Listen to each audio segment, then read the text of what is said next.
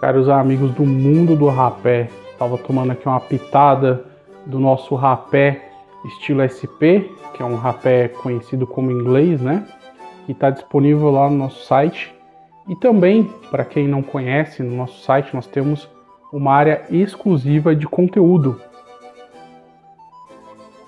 voltado ali para textos, algumas informações básicas sobre o mundo do rapé.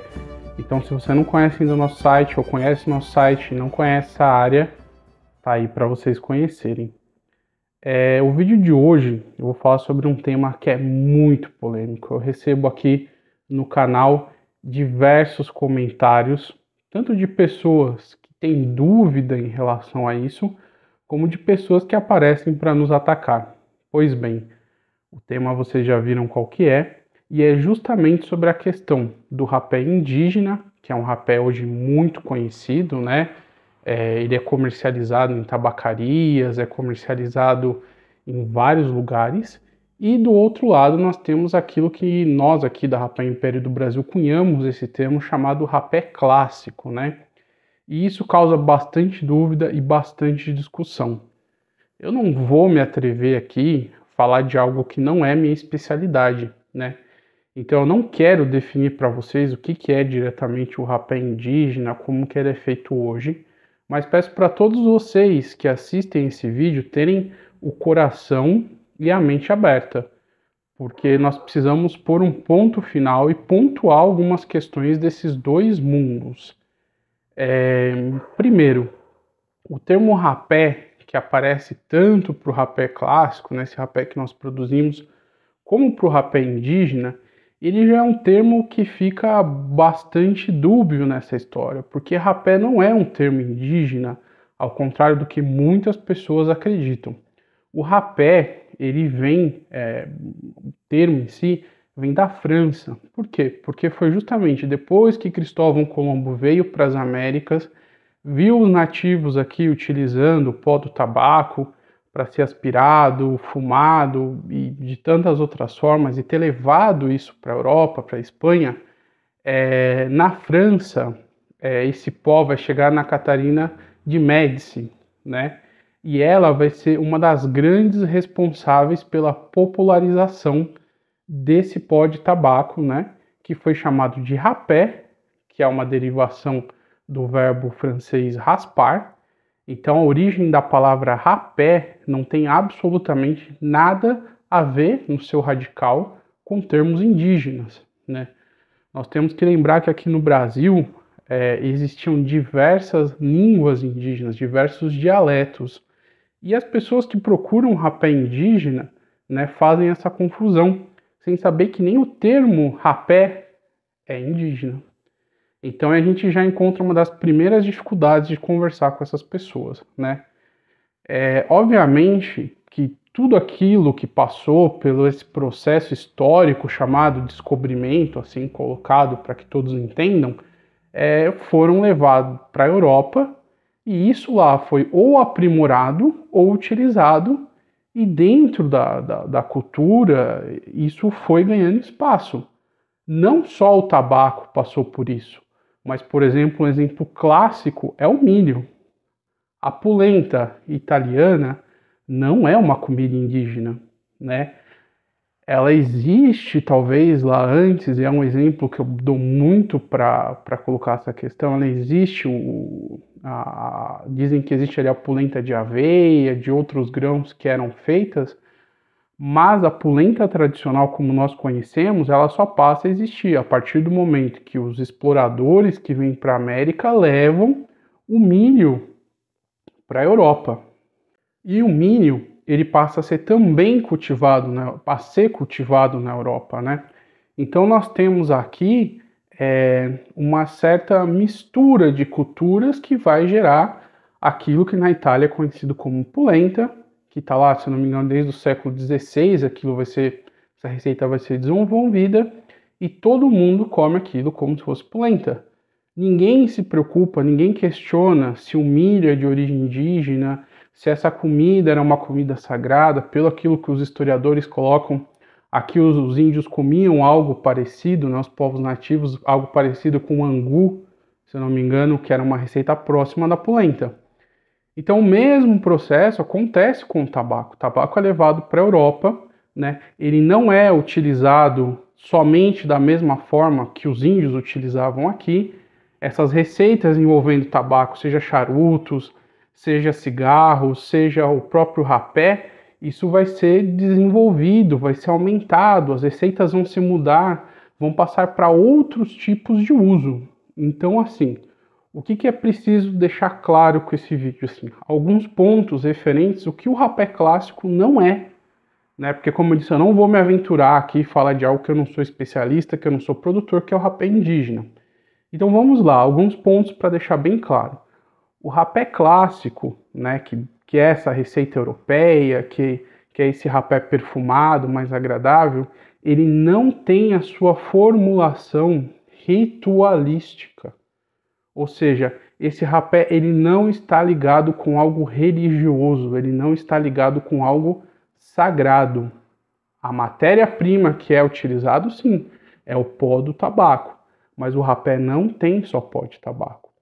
E por isso, por ele não estar relacionado com algo religioso, ritualístico, ele é produzido por pessoas normais, por fábricas, por grandes indústrias, né? Desde o seu início, desde o começo do seu uso, é assim. Aqui no Brasil, nós tivemos praticamente durante todo o Império fábricas gigantescas que produziam rapé. No período colonial, o Brasil era um grande exportador do pó do tabaco para outros lugares do mundo. E fábricas em todo o mundo passaram também a utilizar tabacos plantados em outras partes para fazer rapé. Então já começa por aí. Outro ponto de diferenciação é que o fim do rapé clássico, ele não busca uma cura, ele não busca uma prosperidade, ele não busca uma limpeza espiritual. Ele é puramente como você tomar um vinho, como você tomar um gole de cachaça, como você tomar uma cerveja, né? A finalidade desse rapé clássico, ele está ligado aos seus aromas, a você sentir o prazer daquilo. Então, é muito importante as qualidades que esse rapé tem, os aromas que esse rapé tem e como eles são desenvolvidos. Se há algum problema na utilização do rapé, ao meu ver, como uma pessoa que gosta muito desse mundo e muito dessa história, e que vocês deveriam, talvez, ter mais atenção, são com aquelas pessoas que utilizam esse rapé que é feito dentro de um contexto ritualístico, dentro de um contexto religioso, para fim recreativo. Porque se essas pessoas utilizam esse rapé, que é tido como sagrado, para um fim puramente recreativo ou profano, então o problema está lá. O problema não está no dito rapé clássico.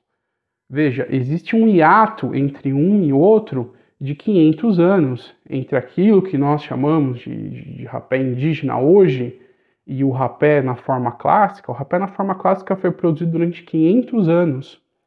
E ainda seria bom questionar se esses ditos rapés indígenas que são feitos hoje dentro de contextos ritualísticos são de fato rapé indígenas. Porque no Brasil nós tínhamos uma variedade de etnias indígenas, de línguas e dialetos indígenas, e muitas vezes cada um desses povos fazia um uso completamente distinto do tabaco, muitas vezes de forma até recreativa. Importante deixar claro, quem busca usar o rapé clássico, essa pessoa não está pensando em afrontar alguma cultura, ela não está pensando em desmerecer. São fabricações completamente diferentes. Não existe, apesar do termo utilizado ser rapé, que é um termo europeu para o rapé indígena, na sua fabricação, o rapé clássico, né, esse que tem as receitas europeias que foram lá desenvolvidas, ele é muito agradável, a forma de fazer ele não tem absolutamente nada a ver com o rapé indígena, né? O rapé indígena, você utiliza ele ali com instrumentos, o tipi, curipe, eu não sei o nome de todos, pode ter alguém assoprando aquele rapé, que já é uma forma de ritual, e no rapé clássico não, nós utilizamos a pitada, nós utilizamos as técnicas antigas, né, a tabaqueira anatômica, e além disso, a quantidade do rapé que nós utilizamos na forma clássica é muito diferente, são pitadas pequenas que nós utilizamos durante o dia. Então isso já marca uma diferença gigantesca, né? Outra questão, a questão da cultura. Nós temos várias culturas, a cultura alemã, a cultura inglesa, nós vimos na última live a cultura espanhola. Aqui no Brasil também existem os rapés de latinha, né, que são misturados com casca de árvores, com cravos, que também não levam o nome de rapé indígena. São outras variantes do rapé. Então, assim, existe algo que é utilizado, que as pessoas procuram, que chama rapé indígena. Os fins dele, a forma como ele é produzida, né? Nós sabemos principalmente a questão que é um rapé muito alcalino, é muito seco, né? Ele é um rapé que quem usa não busca ali encontrar grandes aromas, é um rapé que nós podemos chamar de plano no nariz, ou seja, não oferece, apesar de ter ali a mistura de ervas e de cipós, cascas de árvores trituradas, torradas com cinza, não se busca no nosso rapé esses efeitos. Outro ponto importante são essas questões. Em sua grande maioria, o rapé clássico ele é feito única e exclusivamente tendo ali como matéria principal o tabaco. E esse tabaco vai ser umedecido de formas diferentes, vai receber perfumes diferentes, vai receber aditivos diferentes. Mas ele não tem, por exemplo, a mistura de casca de árvores, de sementes, de especiarias, né? Por quê? Quando se mistura essas coisas no rapé, se está buscando uma finalidade, ou seja, que esse rapé seja a modo de remédio, onde o que vai fazer o efeito, além do tabaco, que vai ser um condutor, essas sementes, essas especiarias, essas raízes, esses cipós, eles vão ter efeitos até alucinógenos muitas vezes, e no rapé clássico não existe isso. A grande estrela, a grande finalidade do rapé clássico é o tabaco. E o tabaco ele ganha aromas diversos devido à sua fermentação e tantas outras questões que no rapé indígena não existe isso. Então, assim, vocês veem que apesar do termo rapé aparecer nos dois produtos, são formas de produção, formas de uso e finalidades completamente diferentes. Quem utiliza o rapé clássico não está esperando que ele seja como um remédio. Porque se você busca um remédio, se você busca uma medicina no rapé, você não se importa com aquelas outras características, ou seja, com os aromas, com os efeitos, com a textura. Então, tudo isso é muito diferente, né? Até a embalagem do rapé clássico é muito diferente do rapé indígena. Nós sempre trazemos figuras e lá fora sempre são embalagens com dimentações mais bonitas. E isso justamente surge por quê? Porque o rapé é a estrela principal, né? Ele várias experiências estão nesse rapé clássico, enquanto o rapé indígena, muitas vezes, o foco dele é justamente essa questão medicinal, ritualística, religiosa. Então, não importa, por exemplo, para o rapé indígena, se ao adicionar determinada erva, o cipó, o raiz ao rapé, ele vai ficar com um paladar mais ácido, mais alcalino, ou ele vai ficar queimando mais seu nariz. Por quê? Porque a finalidade é você ter justamente aquele produto, né, que vai ter o efeito que está ali. E no rapé clássico é exatamente o contrário, né? Nós buscamos os aromas primeiro, nós buscamos a textura, nós buscamos a umidade, nós buscamos uma série de coisas que são completamente ignoradas do outro lado. Então veja, vocês têm aí uma infinidade de vídeos no YouTube falando sobre o que é rapé indígena. Vocês podem ver, podem pesquisar. Incluso não existe consenso do que é esse rapé indígena. Uns dizem que pode ser para uso recreativo, outros não. Como eu disse, eu não quero pontuar o que é rapé indígena, mas eu quero dizer mais uma vez os princípios desse rapé clássico que nós produzimos. Não é com finalidade religiosa, não tem fim alucinógeno, não é uma finalidade de misturar com rituais, não tem finalidade religiosa, ele não é forjado de forma que seu uso, por exemplo, seja um pó seco que dê um efeito instantâneo e que você veja estrelas. Não, o rapé clássico não é isso. Então, assim, as pessoas precisam entender essa separação cultural que houve, esses termos que foram cunhados ao longo de séculos, as receitas que andaram aí paralelas e que praticamente sumiram. Eu procuro muito na literatura sobre toda a questão do rapé e a gente vê que popularmente no Brasil, durante 500 anos, a forma do rapé que predominou de uso entre as pessoas foi muito mais esse rapé clássico, que era produzido aqui no Brasil, que era importado e exportado, né, na massiva maioria da população e que foi famoso, do que essas outras formas de rapé indígenas, que hoje estão em voga e que as pessoas acreditam que até ontem só existia rapé indígena e que agora, de repente, nós criamos um rapé clássico e que nós queremos ofender e etc.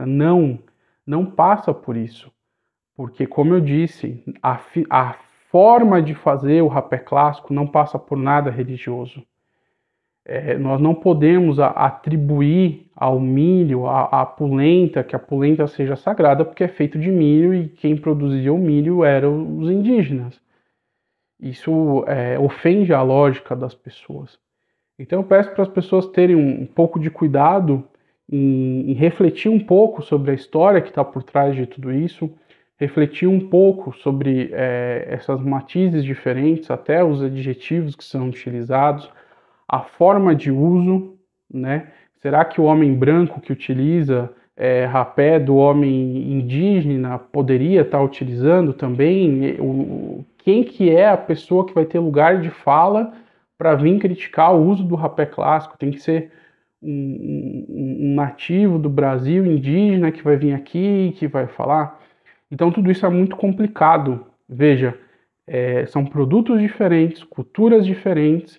Infelizmente tem o mesmo termo, rapé, que é um nome europeu, um nome clássico, que deriva do francês, e que é cunhado justamente porque, como existiam várias raízes linguísticas indígenas no Brasil, Tupi, Guarani e tantas outras que são ainda matéria de estudo, não há como cunhar um termo comum para esse produto indígena que não seja o termo europeu clássico, rapé.